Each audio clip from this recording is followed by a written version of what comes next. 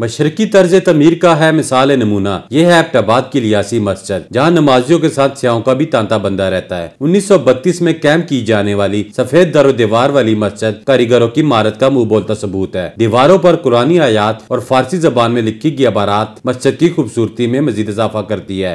यहाँ पे जो है ना माशाल्लाह बहुत जो है ना हम लुत्फ हो रहे हैं। हमारा दिल बड़ा सुकून में आ गया है।